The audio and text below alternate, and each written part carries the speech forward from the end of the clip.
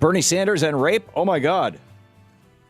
He wrote a... by the way, Bernie will not be with us today. He's in Iowa campaigning, and so no brunch with Bernie today. So it's Anything Goes Friday. Feel free to call in any topic you want. But there's a few things I want to riff about. Back in 72... Bernie Sanders published this, what he called a stream of consciousness essay on the nature of male-female sexual dynamics. And what's really weird is on the right, in it, he says, here's an excerpt. Well, actually, I don't want to read the excerpts because it's fairly sexually explicit. But basically, he suggests that in the article that the man in his character has a particular odd sexual fantasy, and the woman in his little short essay has an odd sexual fantasy, which is being raped by multiple men. Not a good thing. And but the whole thing was like a commentary on the weird way that we deal with sexuality in our society. And I'm not, it ends with, and they never made love again together, which they each like to do more than anything, or never saw each other one more time. Michael Briggs, who's a spokesman for the campaign, said it was a dumb attempt at dark satire in an alternative publication that in no way reflects his record or reviews or views on women.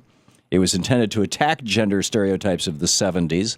And those of you who remember the 70s, it was a very different time. But it looks as stupid today as it was then, he told CNN. So Salon is on it.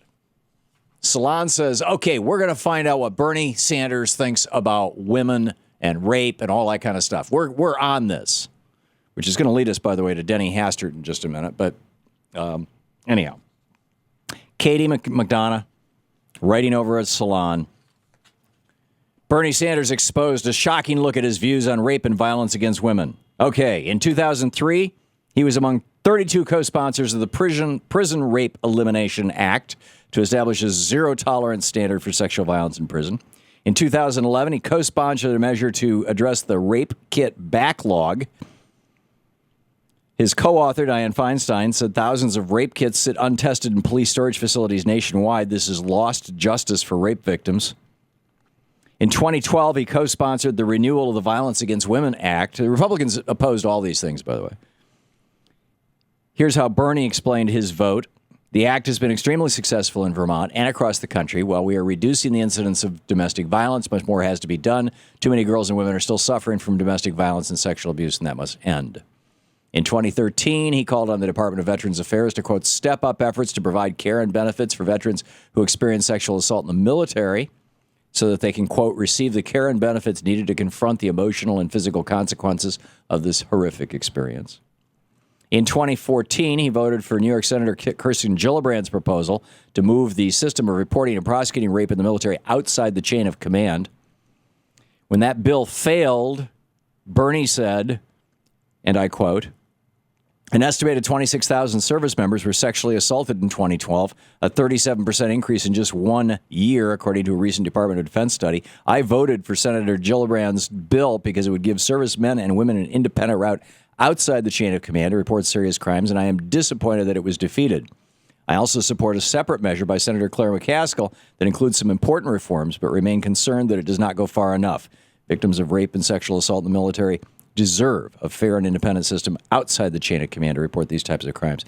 And just last month, Katie McDonough reports over at Salon, Sanders fought the GOP budget proposal because among other programs put on the chopping block, it would slash funds for domestic violence. So, it looks to me like this is like the Howard Dean scream. We all know that the Howard Dean scream, he had a microphone in his hand, but he was trying to yell over a crowd. Nobody in the room could hear the, quote, Dean scream, but the media turned it into such an apparent gaffe that the media then decided that this had destroyed his candidacy.